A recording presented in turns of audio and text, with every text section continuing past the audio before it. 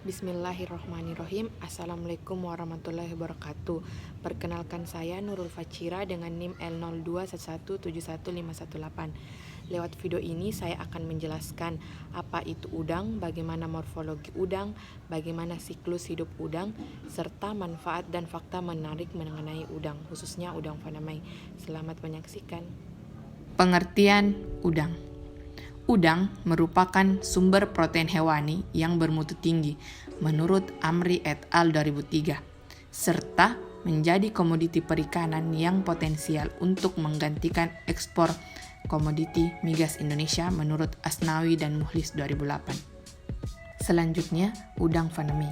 Udang fanamei merupakan salah satu komoditas utama dalam industri perikanan budidaya karena memiliki nilai ekonomis tinggi serta permintaan pasar tinggi. Kementerian Kelautan dan Perikanan merupakan produksi udang di dalam negeri pada tahun 2013 dapat menembus hingga lebih dari 600.000 ton menurut KKP 2013. Udang fanamei disebut juga dengan udang putih, yang merupakan sumber daya ikan golongan krustasea. Udang ini merupakan spesies asli dari perairan Amerika Tengah. Resmi diperkenalkan dan dibudidayakan di Indonesia pada tahun 2000. Penyebarannya meliputi pantai Pasifik, Meksiko, Laut Tengah, dan Selatan Amerika.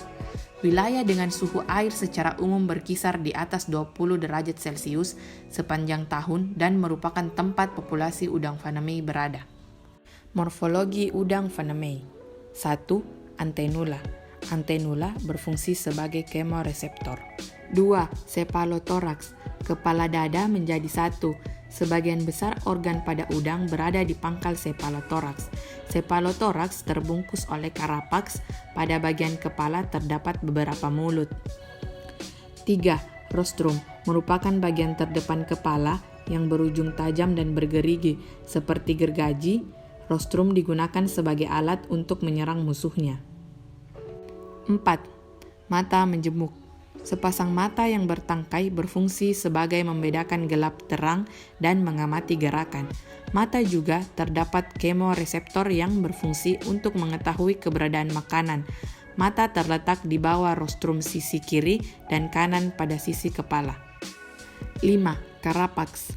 Fungsi carapax adalah untuk melindungi organ-organ bagian dalam seperti insang, alat pencernaan, termasuk organ hepatopankreas, jantung, dan organ reproduksi. 6. Abdomen, perut. Berfungsi untuk menyimpan makanan yang sudah dimakan oleh udang. Di bagian ruas abdomen terdapat kaki yang juga digunakan untuk menampung telur udang. 7.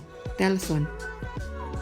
Pada uropod terdapat salah satu ujung runcing yang disebut sebagai telson. Telson ini berfungsi untuk keseimbangan. 8. Uropod. Memiliki ekor yang disebut sebagai uropod, berfungsi sebagai pengendali dan penentu arah gerak dari udang. 9. Peleopod atau kaki renang. Peleopod 1 pada betina mereduksi, sedangkan pada jantan digunakan untuk memasukkan spermatopor ke dalam tubuh betina. Peleopod 2 pada betina untuk meletakkan telur, sedangkan pada jantan digunakan untuk memasukkan spermatopor ke dalam tubuh betina. Peleopod 3 pada betina untuk meletakkan telur, sedangkan peleopod 4 dan peleopod 5 fungsinya sama serupa dengan peleopod 3. 10.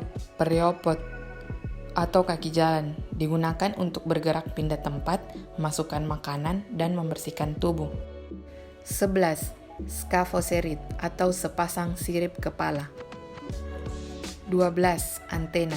Dua pasang antena seperti tentakel, indera yang berfungsi mendeteksi predator, serta digunakan sebagai alat keseimbangan. Perbedaan morfologi udang jantan dan betina. Udang jantan dan udang betina dapat dibedakan dengan melihat alat kelamin luarnya. Alat luar jantan disebut petasma yang terdapat pada kaki renang pertama, sedangkan lubang saluran kelaminnya terletak di antara pangkal kaki jalan keempat dan kelima. Kemudian lubang saluran kelaminnya terletak di antara pangkal kaki jalan ketiga. Alat kelamin primer yang disebut gonad terdapat pada bagian kepala dada. Pada udang jantan dewasa, gonad akan menjadi testes yang berfungsi penghasil sperma.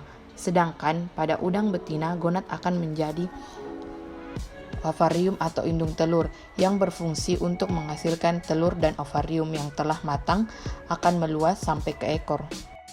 Siklus udang. Rizaldi 2012 menyatakan bahwa udang faname adalah udang asli dari perairan Amerika Latin yang kondisi iklimnya subtropis.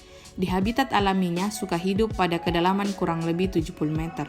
Udang faname bersifat nokturnal, yaitu aktif mencari makan pada malam hari.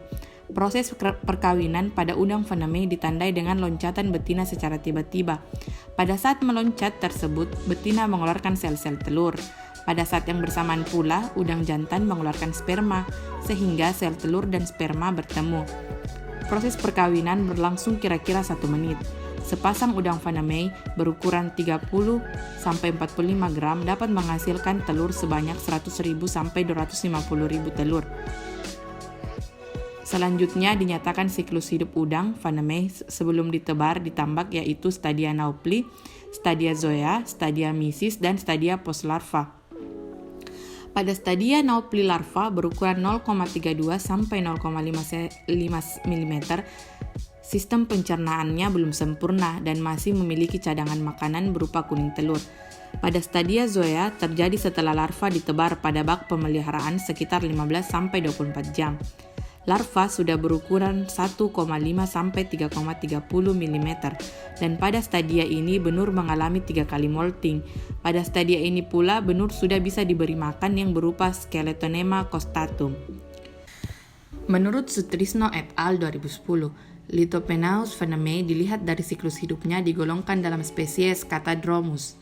Udang dewasa memijah di laut lepas, sedangkan udang muda juvenil bermigrasi ke daerah pantai.